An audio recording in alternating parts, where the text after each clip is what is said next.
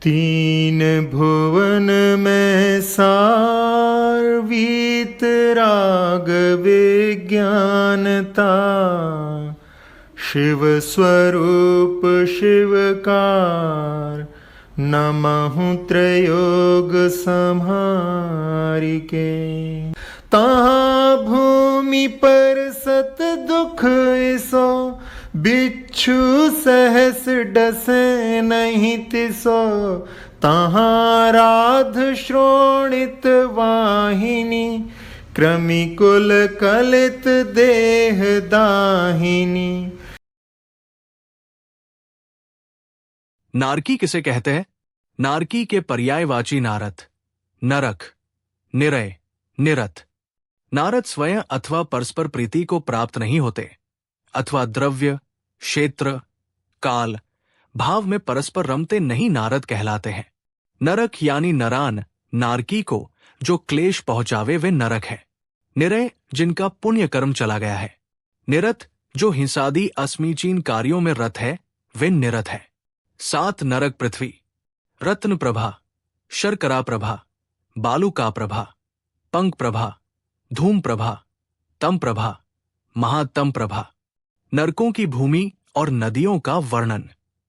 तहा वहां उस नरक में भूमि धरती परसत स्पर्श करने से इसो ऐसा दुख दुख सहज हजारों डसे डंक मारे, नहीं तिसो उसके समान नहीं।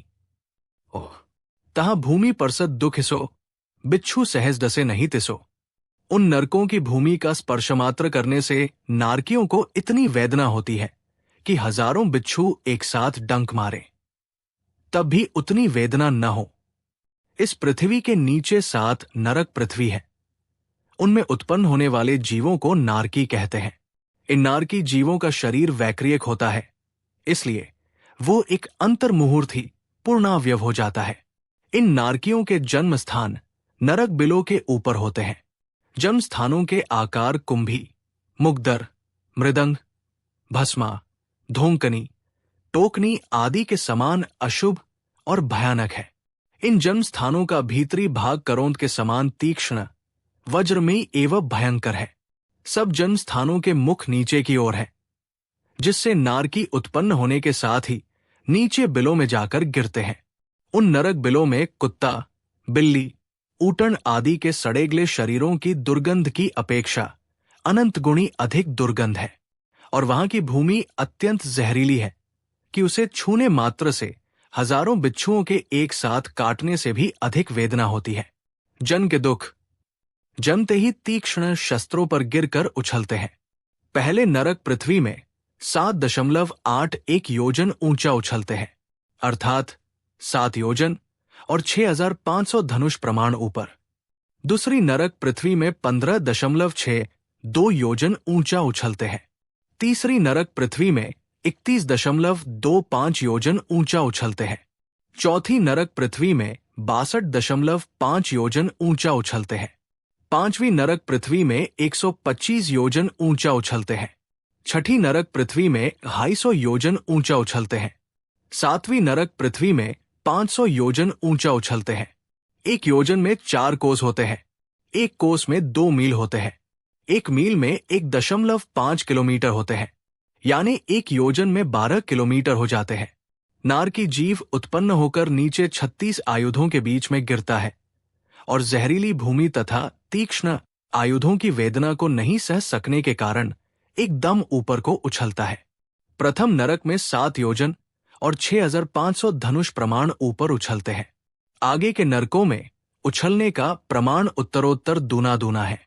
इस प्रकार कई बार फुटबॉल के समान नीचे से ऊपर उछलने पर जब नया नारकी अधमरासा होकर नीचे पड़ जाता है, तब पुराने नारकी उस नवीन नारकी को देखकर धमकाते और घुड़कियां देते हुए उस पर इस प्रकार टूट पड़ते हैं, जिस प्रकार क्रूर सिंह मृग के बच्चे को देखकर उसके ऊपर टूट पड़ता है।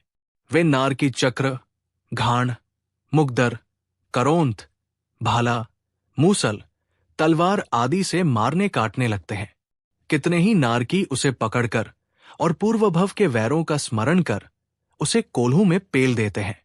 कोई उसे धधकती हुई भट्टियों में झोंक देते हैं, कोई उबलते हुए तेल के कड़ाहों में डाल देते हैं। तहां राद श्रोणित वाहिनी, कृमिकुल कलित, देह दाहिनी 10। तहा वहा राद श्रोणित वाहिनी रक्त और मवाद बहाने वाली वितरणी नामक नदी, कृमिकुल कलित छोटे छोटे क्षुद्र कीड़ों से भरी, देह दाहिनी शरीर में दाह उत्पन्न करने वाली। उस नरक में एक वैतरणी नदी है जिसमें शांति लाभ की इच्छा से नारकी जीव कूदते हैं, किंतु वहां तो उनकी पीड़ा अधिक भयंकर हो जाती है। इस प्रकार जब वो नारकी इन असंख्य यातनाओं से मरणासन हो जाता है तो अपने प्राण बचाकर शांत पाने की इच्छा से वहां बहने वाली वैतरणी नदी में कूद पड़ता है, परंतु पाप के उद्देश्य से वहां भी शांति नहीं मिलती। प्रथम तो उस नदी का जल ही अत्यंत खारा, उष्ण और दुर्गंधित है। फिर उसमें अगणित मगरमच्छ आदि भयानक जल जंतु मुंह फाड़े हुए खाने को दौड़ते हैं। तब वो नारकी उनसे भी असीम वेदना पाकर बाहर भागता है और किनारे पर खड़े हुए वनवृत्तों को देखकर शांति और शीतलता पाने की लालसा से उस वन में प्रवेश करता है। सेमर तर दल जुत असी पत, असी ज्यों देह विदारे तद, मेरु समान लोह गली जाए, ऐसी शीत उष्णता था। 11 तरु सेमर के वृक्ष, दलजुत पत्ते वाले सेमर, 80 पत्र तलवार की धार की भांति तीक्ष्ण, 80 ज्यों तलवार की भांति दे शरीर को विदारे चीर देते हैं। तत्र उन नरकों में सेमर तरु दलजुत 80 पत्र, 80 ज्यों देह विदारे तत्र, उन नरकों में अनेक सेमल के वृक्ष हैं जिनके पत्ते तलवार की धार के समान तीक्ष्ण होते हैं। जब दुअखी नारकी छाया मिलने की आशा लेकर उस वृक्ष के नीचे जाता है तब उस वृक्ष के पत्ते गिरकर उसके शरीर को चीर देते हैं। पापियों को शांति कहां। जैसे ही वो नारकी वन के भीतर पहुंचता है वैसे ही प्रचंड वेग से आंधी चलना प्रारंभ हो जाती है और ऊपर से तलवार की धार के समान तीक्ष्ण पत्ते, वज्रदंड के समान डालियां और लोहे के गोलों के समान फल गिरना प्रारंभ हो जाता है, जिससे उसके अंग प्रत्यंग छिन्न भिन्न हो जाते हैं। उसी समय उन वृक्षों पर बैठे हुए गिद्ध, गरुड़, काक आदि तीक्ष्ण और वज्रमय चोंच वाले मांसभक्षी पक्षी उस पर टूट पड़ते हैं और उसके शरीर का मांस लोंच लोंच कर खाने लगते हैं। इसी समय पुराने नारकी आकर उसे मुग्दर मूसलों से मार मार कर चुरा चुरा कर डालते हैं और ऊपर से नमक, मिर्च जैसे तीक्ष्ण पदार्थ उसके शरीर पर डाल देते हैं, जिससे पीड़ित हो वो छटपटाने लगता है, हाय हाय विलाप करता है और मूर्छित होकर गिर जाता है। ऐसे ही दुख के समय अबत्रम्बरीश आदि नीच जाति के असुर देव आकर पुराने नारकियों को संबोधित करते हुए पूर्व भव की याद दिलाते हैं और उन्हें पुनः आपस में लड़ाने के लिए उकसाते हैं। मेरु समान लोग गली जाए, ऐसी शीत उष्णता था। मेरु समान मेरु पर्वत के बराबर, लो लोहे का गोला भी गली गल जाए। उष्णता गर्मी थाय होती है। शारीरिक दुख, कैसी गर्मी कि 1,00,000 योजन ऊंचे सुमेरु पर्वत के बराबर लोहे का पिंड भी पिघल जाता है। तथा कैसी ठंडी, सुमेरु के समान लोहे का गोला भी गल जाता है।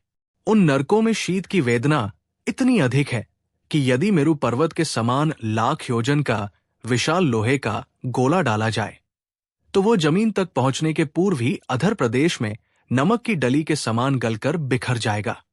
इसी प्रकार उष्ण नरकों में इतनी अधिक उष्णता है कि मेरुस्मान लोहे का गोला तल प्रदेश तक पहुंचने के पूर्व ही मोम के खंड के समान पिघलकर पानी पानी हो जाएगा। ये वर्णन त्रिलोक प्रज्ञप्ति के अनुसार है और छैढ़ालाकार ने गली जाए इस एक पद के द्वारा दोनों का ही वर्णन कर दिया है, क्योंकि गलने का अर्थ पिघलना भी होता है और सड़ना या विखरना भी होता है। राजवातिककार ने शीत का वर्णन इस प्रकार किया है कि यदि वो पिघला हुआ लोहे का गोला शीत नरकों में डाला जाए तो क्षण मात्र में ही एकदम जम जाता है। नरक में गर्मी ठंडी उष्णता पहले, दूसरे, तीसरे, चौथे पृथ्वी में तथा 5वें नरक पृथ्वी के 75,000 बिलों में उष्णता होती है। ठंडी, शीत 5वीं पृथ्वी के 25,000, छठी और 7वीं पृथ्वी के बिलों में शीत होती है। सातों नरक पृथ्वी के कुल बिलों की संख्या 84 लाख है। इनमें से प्रथम नरक पृथ्वी में 30 लाख बिल, दूसरे में 25 लाख, तीसरे में 15 लाख, चौथे में 10 लाख, पांचवें में 3 लाख, छठे में 5 कम 1 लाख और सातवें नरक में सिर्फ 5 बिलें हैं। इनमें ऊपर के 82 लाख 25,000 बिलों में उष्ण वेदना है और नीचे के 1,75,000 बिलों में शीत वेदना है। गर्मी की अपेक्षा सर्दी की वेदना अधिक होती है। उक्त कथन में इतनी बात विशेष जानना चाहिए कि नरकों में विकलत्रय या पशु पक्षी जीव नहीं होते हैं। ग्रंथकार ने जो वैतरणी नदी को कृमिकुल कलित कहा है, उसका आशय यह है कि वहां के नारकी ही नए या पुराने नारकियों को वेदना पहुंचाने की दुर्भावना से अपने शरीर की विक्रिया द्वारा लट, जोंक, सर्पमगर, मच्छ, कच्छप, व्याघ्र, गिद्ध आदि का रूप धारण कर लेते हैं। छेढ़ाला की पहली ढाल से छंद 10 और 11 से नरक गति के दुख का वर्णन पूर्ण हुआ। जिनवाणी माता की जय।